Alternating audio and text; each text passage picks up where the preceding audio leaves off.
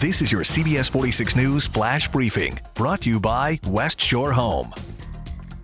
Good morning, everybody. I'm Gurveer Dinza, and let's get you caught up on the latest numbers on the coronavirus cases here in Georgia.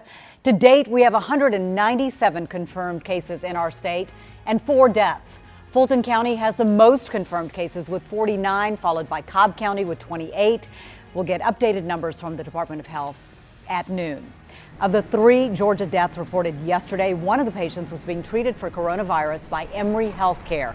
Now, Emory's not saying which one of its facilities was treating that patient. CBS 46 is working with state health officials to get more information about the patient. What we can tell you is that the other 2 Georgia deaths were in Albany in South Georgia. Authorities there telling us that both women had underlying health conditions. One of those women 42 years old, the other one 69. The first drive-through coronavirus testing sites are now open in Cobb and Douglas counties. They are not, however, open to the public. Patients have to be pre-screened. Officials say those who have mild or moderate symptoms need to stay home. One Douglasville mother with whom we spoke says she hasn't recovered in the 9 days that she has self-isolated, and she can't seem to find a test available anywhere either.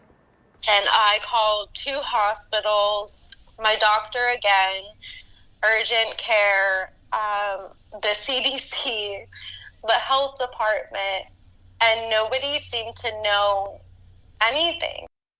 Officials tell us because large-scale testing is still not available right now, the drive-through testing sites are being restricted to people who are deemed to be the highest at risk, and that includes healthcare providers, public safety officers, and those who live and work in nursing homes.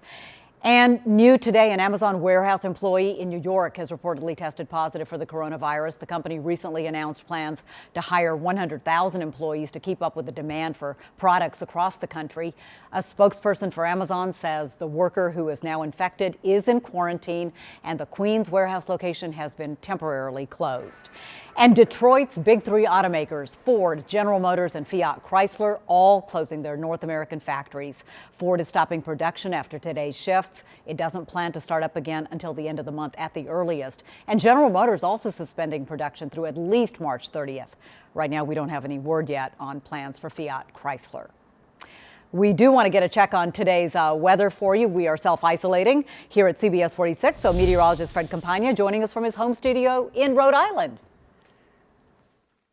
Hi, Gurveer, and we have a nice warm day on tap. Some fog early this morning. That will be burning off, and we will see some sunshine by lunchtime today. A warm afternoon as the temperature rises right through the 70s to about 80 this afternoon. So very nice for us for the last few hours of winter, with spring arriving at 11:49 this evening. And the first full day of spring, that will be warm as well, as the temperature in the mornings near 60. It reaches the 70s again, probably not getting to 80 on Friday. There is also a shower and thunderstorm threat by late in the day, 5 or 6 o'clock in far northwest Georgia during the evening in the Atlanta area. And it looks like a lot of that rain will be out of the picture by early Saturday morning. Saturday to me looks like a dry day, still in the low 70s on Saturday, a little bit cooler with clouds on Sunday, and some rain moving in by late in the day. That rain continues through Sunday night.